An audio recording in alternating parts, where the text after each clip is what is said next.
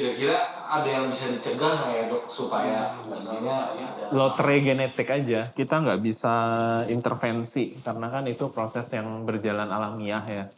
Jadi siapa yang dapat jackpot ya siapa yang kena. Mention ya. Halo, perkenalkan nama saya Dr. Alfianto Martin, spesialis penyakit dalam. Saat ini saya berpraktek di Rumah Sakit Siloam Hospital Agora. Hari ini saya akan menjawab beberapa pertanyaan yang paling populer mengenai penyakit Crohn. Apa gejala penyakit Crohn? Jadi pada penderita penyakit Crohn dapat terjadi diare kronis atau diare yang sudah berlangsung lebih dari 1 bulan yang disertai dengan lendir dan darah. Kemudian juga terjadi penurunan berat badan yang tidak disengaja oleh pasiennya. Oke, apa yang menyebabkan penyakit Crohn? Jadi penyakit Crohn itu merupakan suatu penyakit yang dasarnya itu adalah kelainan genetik. Jadi memang penyakitnya diturunkan, kemudian ada interaksi dari faktor lingkungan seperti kebiasaan merokok, kemudian juga paparan obat-obatan, toksin, biota usus yang tidak normal. Semua faktor ini kemudian akan berinteraksi dengan faktor genetik yang sudah ada sehingga akhirnya menyebabkan reaksi imunitas tubuh yang berlebih, kemudian akhirnya menyebabkan peradangan dan terjadilah penyakit Crohn. Nah, hubungannya rokok sama penyakit Crohn itu apa? Rokok itu kan jadi dia akan meningkatkan reaksi inflamasi atau peradangan. Jadi tidak hanya spesifik pada penyakit Crohn, cuman kalau rokok itu juga kan dia akan menyebabkan peradangan sistemik pada seluruh tubuh. Oke, untuk berikutnya, apakah penyakit Crohn bisa disembuhkan? Secara sederhana tidak bisa, karena balik lagi penyakit Crohn ini faktor utamanya adalah faktor genetik yang dimana sampai saat ini belum ada obat-obatan yang bisa untuk menyembuhkan penyakit-penyakit genetik. Namun penyakit ini dapat dikontrol apabila pasiennya bisa minum obat secara rutin. Kemudian untuk pasien-pasien yang sudah mengkonsumsi obat secara rutin, ini biasanya dapat hidup normal seperti orang tanpa penyakit Crohn. Apakah penyakit Crohn bisa menular? Jawabannya tidak, karena faktor risiko utama dari penyakit Crohn adalah kelainan genetik yang itu diturunkan namun tidak ditularkan. Jadi kalau sharing makanan sama Tidak. Berikutnya, apakah penyakit Crohn mematikan? Jawabannya tergantung. Apakah pasiennya ini mendapatkan terapi yang adekuat atau tidak. Terapi adekuat itu artinya pasiennya mendapatkan obat-obatan secara rutin, kontrol secara rutin. Apabila pasiennya ini mendapatkan pengobatan yang cukup, biasanya tidak mematikan. Namun apabila tidak mendapatkan terapi yang cukup, karena terjadi peradangan dan luka pada ususnya, bisa jadi terjadi komplikasi seperti pecahnya usus. Yang ini akan menyebabkan perdarahan hebat, kemudian juga dapat menyebabkan infeksi yang berujung ke kematian.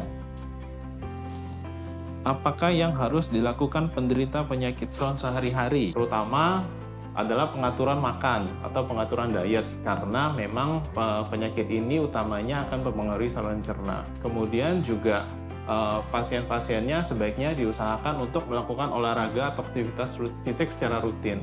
Kemudian juga bisa melakukan vaksinasi, karena obat-obatan yang diberikan pada pasien penyakit Crohn ini merupakan obat-obatan golongan imunosupresan. Kemudian juga harus bisa memanage stres dengan baik. emang sudah vaksin? Vaksin in general aja. Jadi bukan vaksin Crohn-nya ya, vaksinasi karena dia menggunakan obat imunosupresan. Jadi imunosupresan itu adalah golongan obat-obatan yang fungsinya untuk menekan sistem imun tubuh kita. Jadi pada penderita penyakit Crohn ini memang terjadi suatu kelainan sistem imun sehingga diperlukan obat-obatan imunosupresan untuk menekan sehingga gejala-gejala yang terjadi itu akan mereda. Nah, obat-obatan imunosupresan ini mempunyai efek samping yaitu melemahkan sistem imun tubuh kita. Oleh karena itu, kita membutuhkan vaksinasi untuk mencegah agar kita tidak gampang tertular penyakit menular, seperti contohnya influenza ataupun pneumonia. Apa makanan yang baik untuk menderita penyakit Crohn?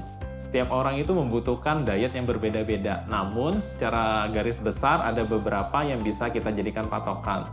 Kita mulai dari karbohidrat, sebaiknya karbohidratnya dikonsumsi itu tidak terlalu tinggi serat. Jadi bisa menggunakan kentang, beras putih, ataupun pasta.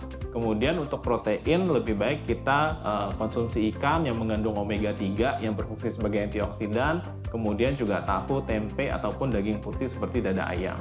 Untuk buah-buahan dan sayur-sayuran, sayur-sayuran sebaiknya dimasak dengan cara di steam atau direbus. Kemudian buah-buahan juga sebaiknya dipilih yang tidak terlalu tinggi serat seperti contohnya pisang. Apa makanan pantangan penderita penyakit Crohn? Jadi pantangannya sebenarnya tergantung dari stadium atau kondisi dari penderita penyakit Crohn ini sendiri.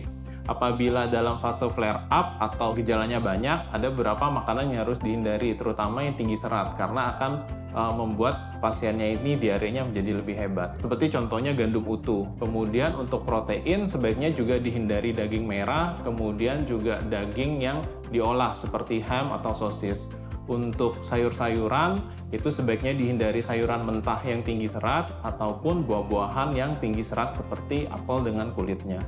Kemudian harus hindari juga makanan yang terlalu spicy, alkohol, soda, kopi, ataupun teh.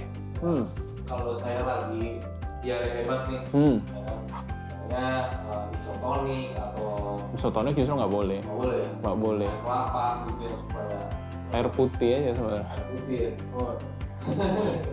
Isotonik tuh asam, Oke. acid, jadi akan makin hebat. Oralit paling. Oke, apakah saya akan mewariskan penyakit Crohn jika saya punya keturunan? Jadi berdasarkan data yang ada, apabila salah satu orang tuanya menderita penyakit Crohn, itu diperkirakan 8-12% kemungkinan anaknya menderita penyakit Crohn. Namun, kalau misalnya kedua orang tuanya menderita penyakit Crohn, resikonya meningkat sampai 30-35% untuk anak-anaknya menderita penyakit Crohn. Kira-kira ada yang bisa dicegah nggak ya dok supaya Nggak bisa ya. Lotre genetik aja. Kita nggak bisa intervensi karena kan itu proses yang berjalan alamiah ya. Jadi siapa yang dapat jackpot ya siapa yang kena. Sebenarnya nggak usah cek sih, kan pasti orang tuanya pasti udah tahu kan ya menderita gitu. Karena nggak mungkin nggak ada gejala. Jadi kalau misalnya dia tahu dia udah ada gejala, ya tinggal diskusi aja gitu. Mau anak berapa? Anaknya 10 berarti mungkin 1 di antara 10 kena gitu. Kalau misalnya memang ada diare kronis yang sudah lebih dari 1 bulan, kemudian disertai lendir dan darah, dan ada penurunan berat badan, sebaiknya langsung segera ke dokter untuk diperiksakan apakah ini memang penyakit Crohn ataukah ada penyakit lainnya. Sehingga kalau bisa mendapatkan diagnosis secepat-cepatnya, penanganannya akan lebih maksimal sehingga gejalanya pun akan lebih cepat teratasi.